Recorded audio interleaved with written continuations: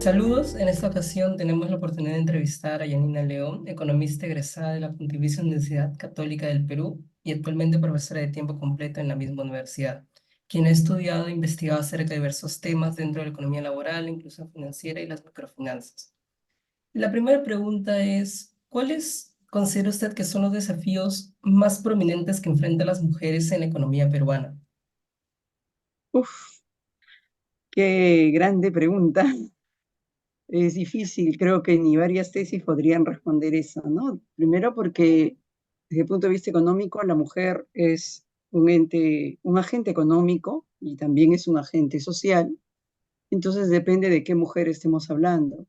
Si mujeres adultas, jóvenes, si toman o no toman decisiones, si trabajan o no trabajan. Eh, Dependiendo de qué tipo de mujer hablamos, si está inserta en una unidad familiar o no, seguramente sus decisiones económicas son distintas, pero en todos los planos hay un desafío y está demostrado que va en desventaja, sea como ama de casa, como le llaman algunos, o dedicada al tiempo de cuidado, o en el mercado de trabajo, o si es una niña, o si es una joven que tiene que tomar decisiones de educación o si se enfrenta al sistema de salud, pero en todos los casos va en desventaja, ¿no? Por diversos determinantes y razones. Enfocándose ya en la mujer como un agente dentro del mercado laboral, ¿cuáles son esas dificultades que impiden el avance profesional de muchas de ellas, al menos en nuestro país? Ok, en primer lugar, las jóvenes, las mujeres, pues, dependiendo del ciclo en que están, las mujeres más jóvenes tienen desafíos desde la formación educativa, ¿no? Tanto en cantidad como en calidad. La educación a veces les es esquiva a gran parte de las mujeres, en especial porque esto está relacionado con el contexto social y económico del que vienen y sus familias, ¿no? Tanto ellas como sus familias. En el caso de las mujeres que ya entran al mercado de trabajo, también depende si son parte de un mercado más calificado o menos calificado. Eh, Cuanto más calificado, más grandes las barreras, los desafíos. Hay una serie de estudios que muestran que la presencia de la mujer en diferentes áreas o actividades económicas tienen dos, por lo menos dos problemas, ¿no? Uno es el acceso a un puesto laboral y otro es el nivel de ingreso laboral o salarios al que acceden.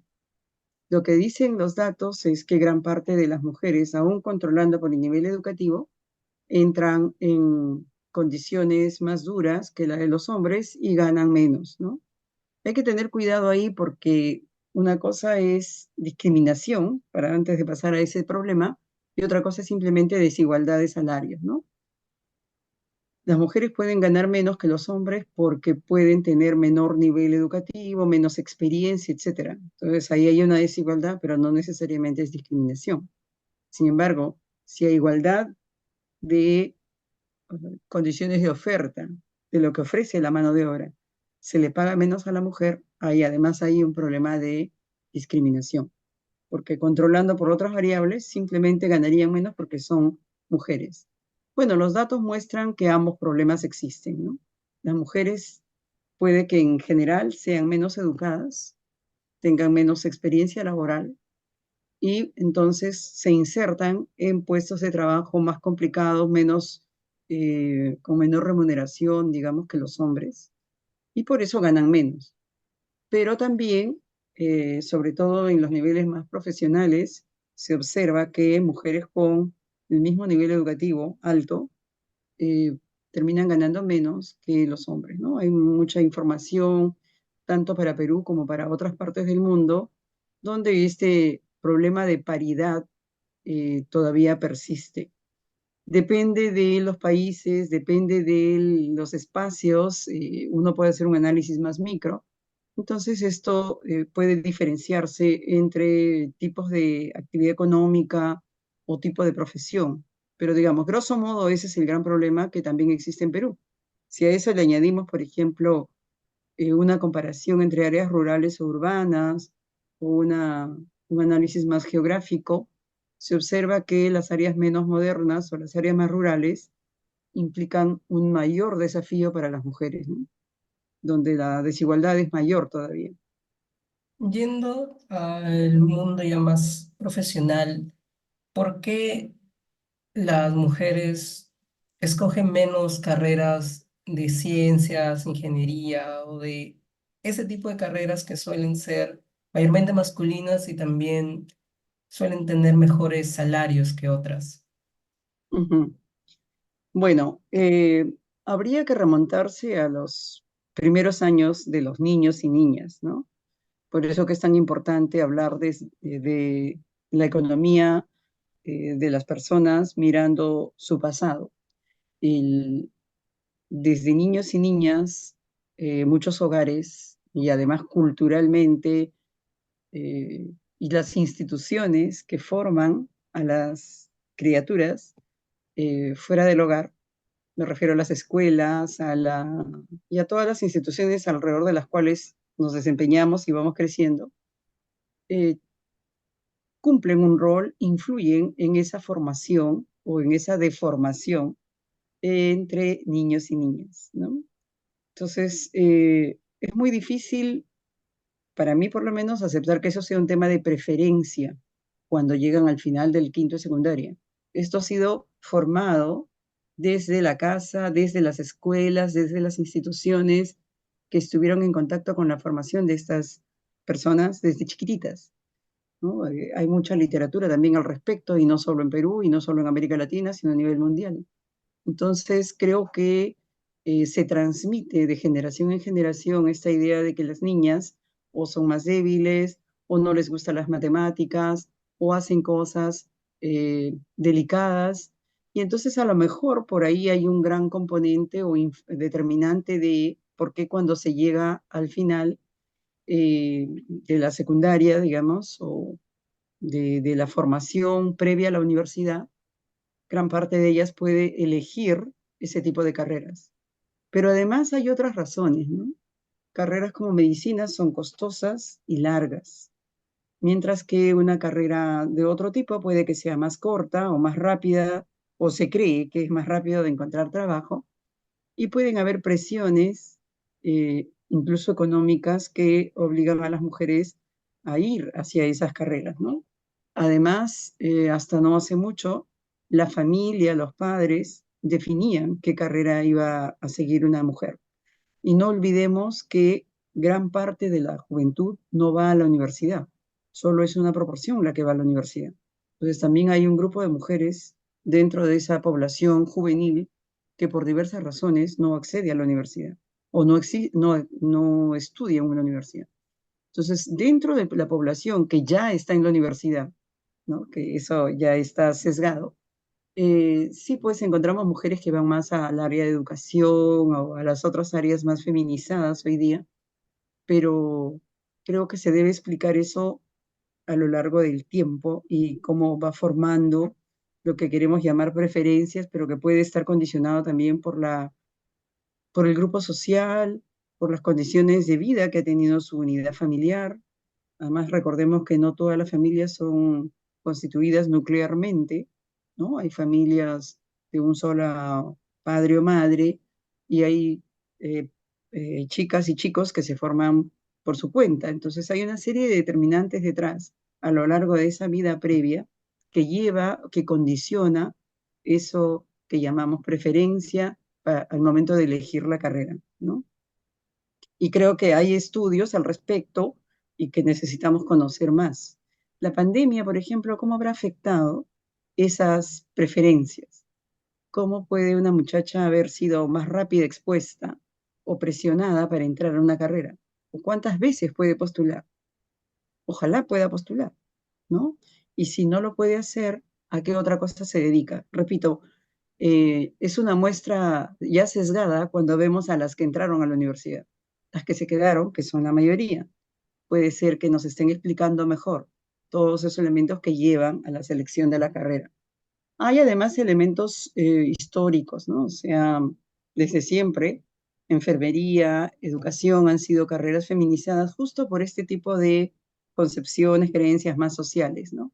Y también por eso cualquier política que no apunte a la igualdad de los niños desde las escuelas puede estar creando haciendo que se persista con este tipo de desventajas para las mujeres, ¿no? Ahora, dicho eso, sí, pues en las ciencias hay menos mujeres, pero creo que se está cambiando, se está trabajando, las mismas mujeres tienen que hacer algo desde dentro.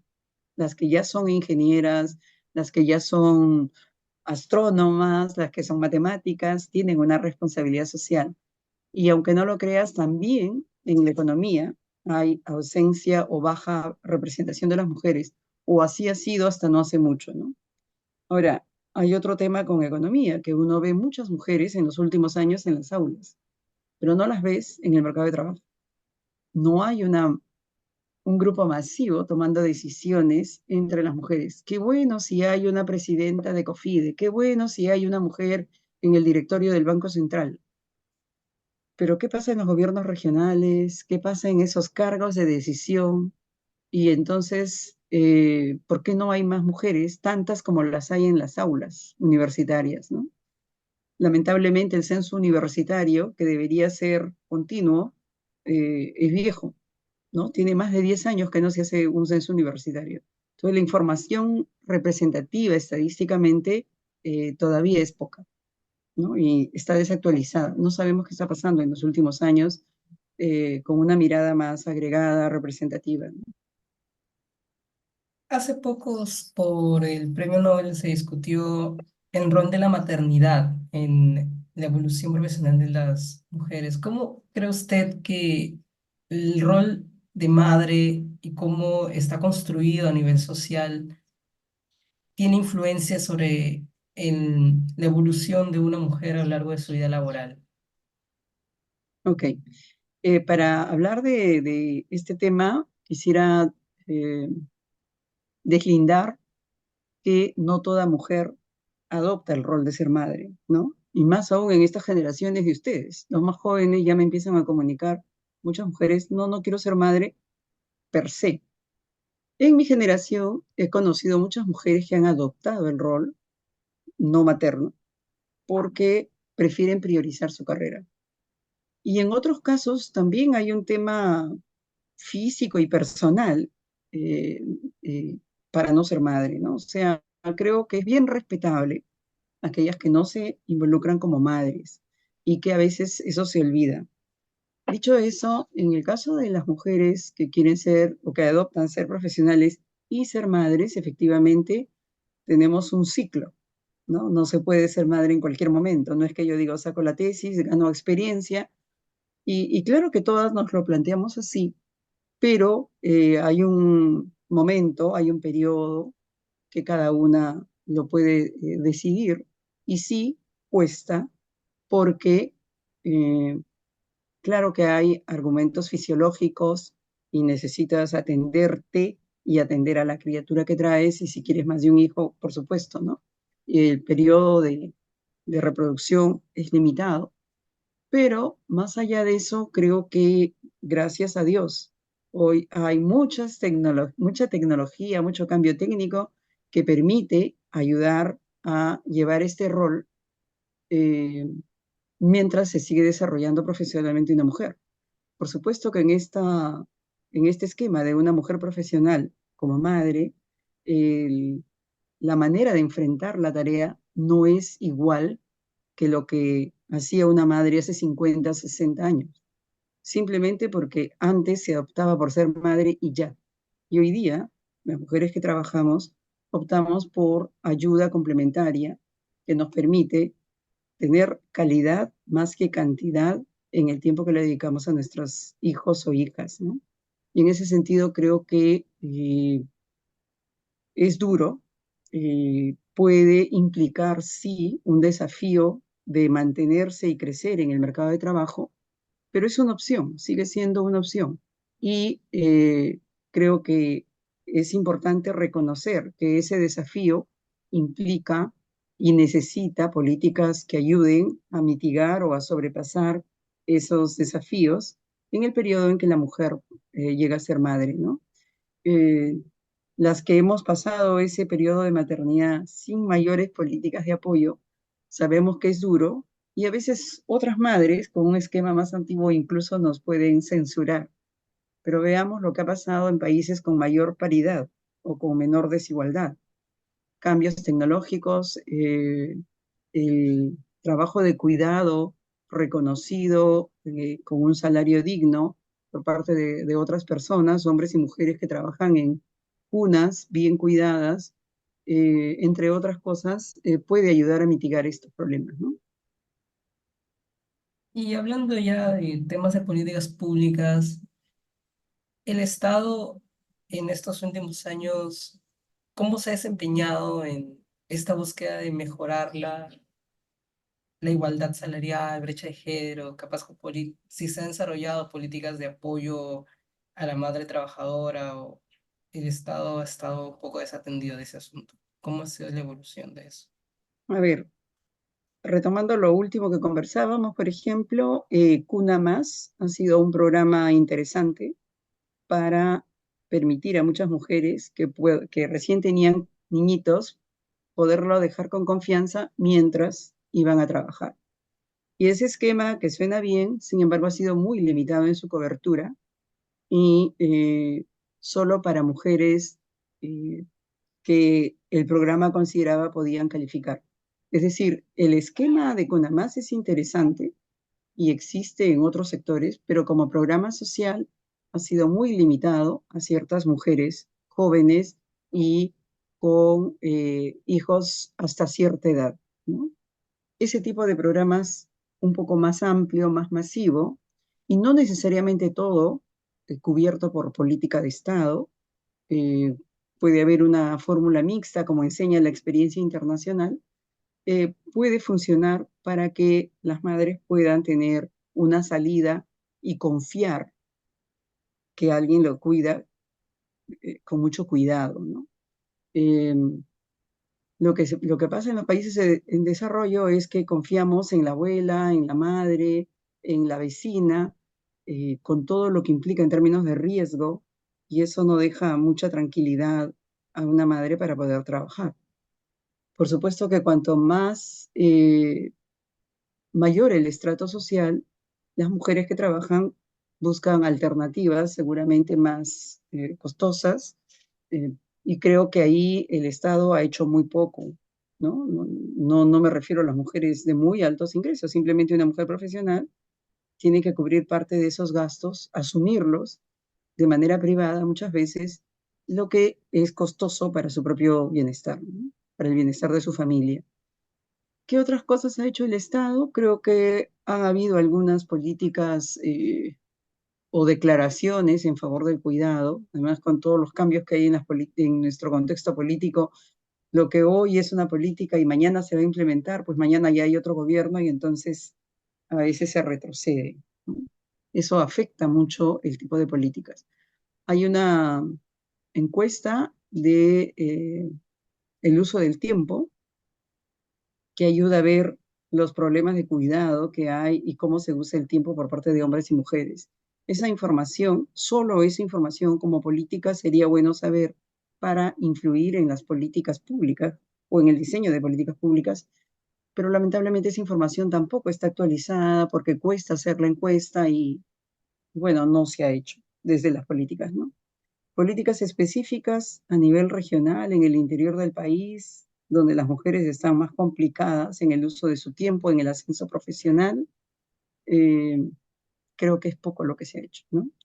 ¿Qué es lo que más se ha hecho? Seguramente ayuda social en cuanto a desayunos, almuerzos familiares, algunas políticas de inclusión financiera que sí han sido dirigidos hacia grupos específicos de mujeres que pueden haber ayudado a mitigar requerimientos o urgencias.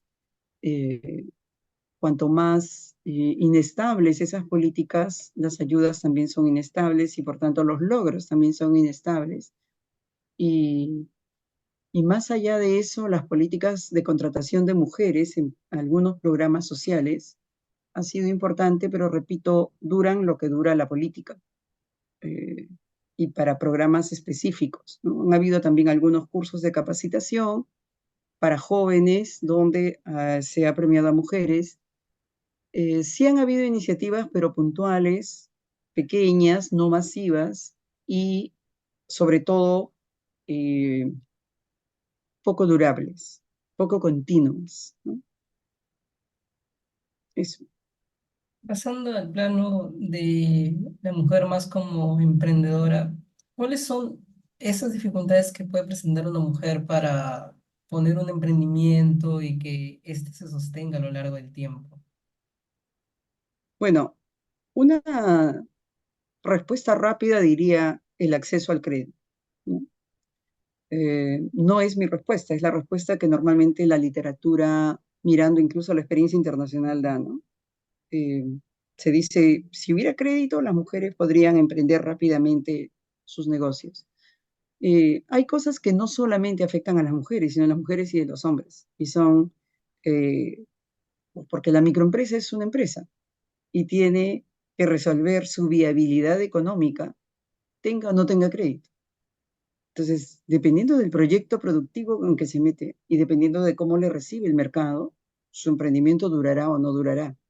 Lo que sabemos de las microempresas, por la información que el INEI nos comparte, es que muchas microempresas no sobreviven, la mayor parte no sobrevive el primer año, ¿no? Entonces, los emprendimientos van y vienen.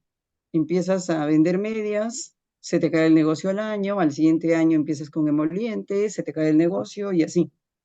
Entonces, hay un tema de proyecto y su viabilidad económica que se tiene que fortalecer para hombres y para mujeres con una capacitación más técnica, con mayor información, con un fortalecimiento de sus capacidades, que tiene que ver con hacer empresa per se, para que los proyectos en que se involucren sean proyectos viables, no sean proyectos de ilusión nada más, ¿no? En micro sabemos que microeconomía, que los determinantes de la viabilidad económica son tanto la capacidad empresarial, el mercado y los insumos que puedan haber detrás, dentro de los cuales, en términos financieros, está el acceso al crédito. Toda empresa puede ser viable y no toda empresa se endeuda. Entonces ahí hay que tener un poco de cuidado con el rol que se le asigna al crédito. No hay que pensar que porque a uno le dan crédito ya va a ser viable tu empresa, ¿no? Pero si la empresa no es viable económicamente, no importa cuánto crédito le pongas, más bien le puedes meter en problemas al pobre empresario, endeudándolo porque su proyecto no funciona y ya tiene que pagar, ¿no? Entonces, ahí hay que tener cuidado. Yo creo que para las mujeres este mismo problema persiste, pero en mayor intensidad. ¿Por qué? Porque están menos preparadas empresarialmente para percibir e implementar un proyecto económico viable, ¿no? Entonces, yo creo que el fortalecimiento empresarial, la capacitación, la información sobre los mercados, etcétera, se debe tomar muy en serio. Y eso es importante y se puede hacer desde la escuela, se puede hacer desde los años de formación en la secundaria. Eso creo que es importante y las mujeres adolecen más que los hombres de esta información, de esta formación.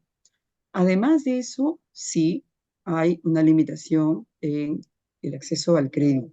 El crédito es muy importante cuando uno mira los datos. Las mujeres tienen menos o acceden menos al crédito que los hombres, pero eso puede ser porque lo solicitan menos o porque les rechazan más. Y aún así, cuando uno mira los datos, observa que las mujeres microempresarias son, participan altamente, aunque no tengan crédito, pero lo hacen en actividades, sobre todo de comercio, donde ellas puedan tener un poco de control de su casa, bodegas, eh, en la calle, en actividades que no tienen un horario fijo necesariamente y que les permita lidiar con sus otras actividades, las actividades más de cuidado del hogar, ¿no? Ahora, ojo, siempre cuidando el hecho de que no todas las mujeres tienen las mismas obligaciones, no son unidades o personas idénticas, ¿no? Sino socialmente diferenciadas según las condiciones que enfrentan en su hogar y los recursos de los que dispongan, ¿no? Una mujer que tenga más posibilidades de cuidado o está en otra etapa de su vida o ya no tiene hijos pequeños, seguramente tendrá más flexibilidad para entrar y salir del mercado o quedarse más horas vendiendo sus productos que alguien que necesita generarse sus ingresos, pero que tiene que cuidar no necesariamente a sus hijos, no más. También puede ser a su madre, a su suegra, los hijos de su cuñada, esa red que se desarrolla en paralelo y que cubre esas ausencias que me preguntabas hace un rato de la maternidad o la falta de un sistema que cuide a los viejitos, ¿no? Si hubieran buenos asilos, a lo mejor, no lo sé, podría ser menor la presión del cuidado de los ancianos.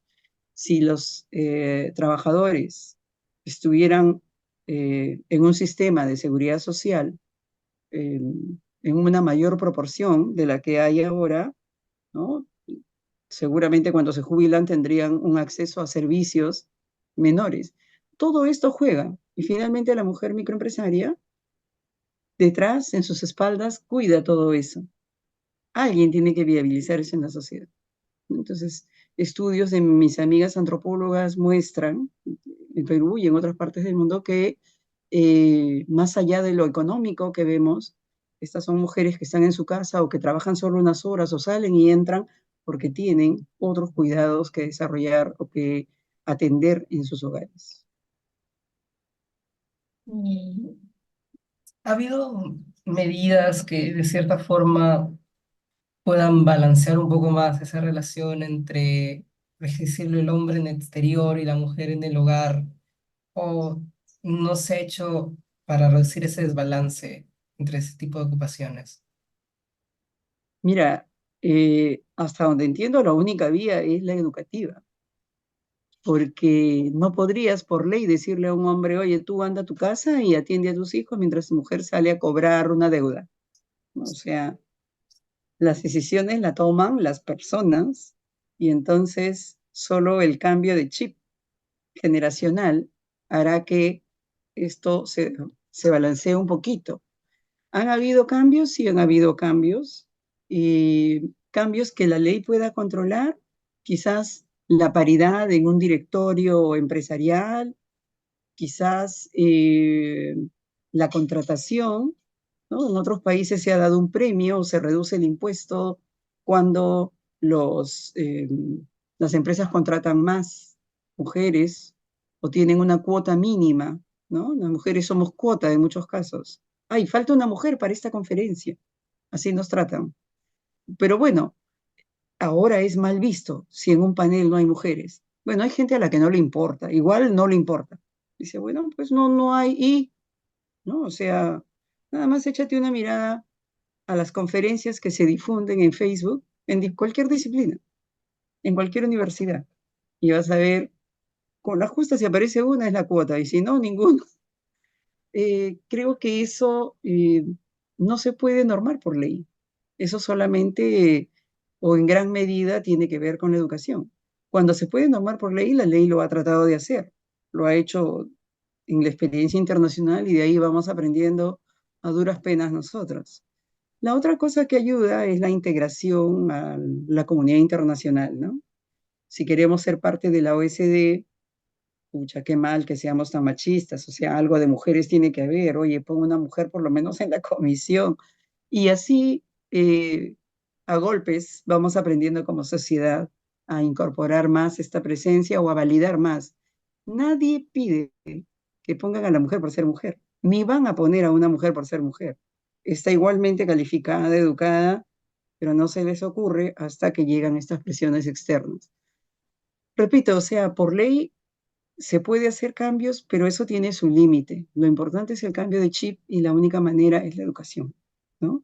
Por eso los jóvenes tienen una gran responsabilidad, por eso nos quedamos sorprendidos cuando vemos jóvenes que todavía cuestionan si es que hay o no desigualdad de género o si se requiere o no políticas de este tipo, ¿no? O sea, la realidad está en la cara. los datos muestran lo que estamos diciendo. Ahí están las encuestas del INEI, ¿no? Basta con mirar la información.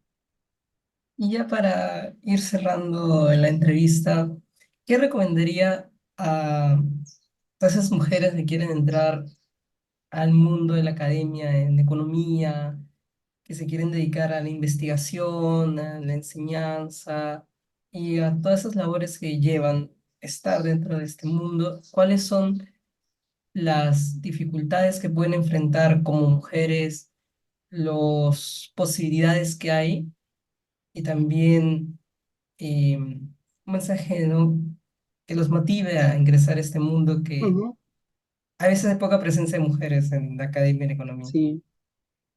De la academia en general y en economía en particular, mira, lo que pasa es que también tenemos, por un lado, las mujeres pues tienen que aprender a ser un poco más aguerridas. Son aguerridas en algunas cosas hoy día con los avances hasta tecnológicos, pero tratemos de que sean avances positivos, ¿no? Bueno, todo avance por definición debe ser positivo, pero este uso del celular que sirva para mayor comunicación en favor de mejorar pertenecer a alguna red. Yo veo con complacencia esta iniciativa que tienen ustedes, por ejemplo, porque esto va a llegar, espero, a muchas mujeres a través de los medios. Hoy día tenemos instrumentos potentes que pueden jugar en favor o en contra, ¿no?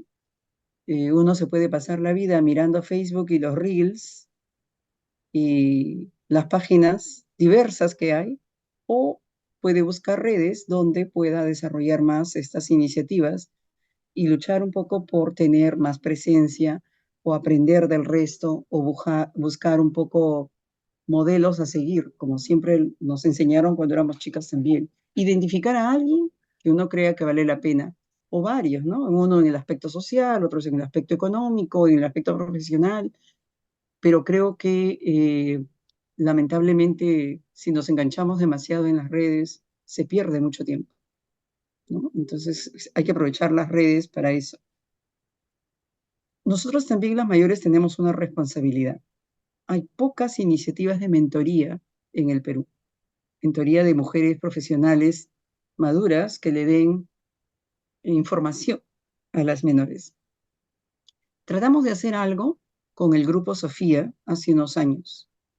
El- Nos juntamos un grupo de mujeres de las ciencias sociales, de antropología, sociología, ciencias políticas y economía, de la Católica, la Pacífico, GRADE e IEP, y tratamos de mantener una serie de actividades, pero es costoso para nosotros también, y hubo mucha recepción de nuestras iniciativas, publicamos cosas, pero todo cuesta, y cuesta en tiempo y cuesta en dinero, y no pudimos continuar con esta iniciativa luego de 3 o 4 años que mantuvimos las diversas actividades, ¿no? Eh, Lamentablemente tuvimos que pararlo porque vino la pandemia, entre otras cosas, pero ese tipo de iniciativas yo creo que son importantes y difundir lo más que se pueda. Y luego las que van creciendo deberían asumir esa posta para poder tener mentís, no solo mentors, ¿no? No solo mentorías. Mentoría me parece crucial. Y veo con preocupación, por ejemplo, cuando voy al interior del país, me han invitado a varias conferencias de estudiantes organizadas por estudiantes de economía, estos estudiantes que hacen conferencias por todo el país. Y en muchos casos, no diré dónde, pero en muchos casos las mujeres están ahí con una falda súper cortita, invitando a los que han llegado, a los expositores, para que lleguen al salón. Y los caballeros son los que están con terno, eh, organizando la conferencia, ¿no? Yo me llevo muy bien con ellos, pero ya les he dicho, ¿qué es esto? Y eligen a la Miss y al Mister economistas, y eso, ¿qué tiene que ver con la disciplina económica? ¿No? Creo que ahí nos falta trabajar, ¿no? Y yo creo que estos congresos son buenísimos, muestran mucha voluntad de parte de los jóvenes y necesitamos trabajar con todos, con las universidades nacionales, particulares, dentro y fuera de Lima, para poder tener un poco más de, desde chicos, hacer, brindar esta información, crear estas ambiciones y poder avanzar hacia una menor desigualdad, ¿no? Una mayor información, con un mayor nivel de decisión, se podría cambiar un poco las cosas, ¿no? Eso. Muchas gracias por su tiempo, pero que ha sido una buena experiencia, constructiva también, señalar una revisión rápida de las diversas problemáticas, oportunidades y carencias que se presentan en estos asuntos a nivel de la academia, del Estado. Muchas gracias por su tiempo y me despido.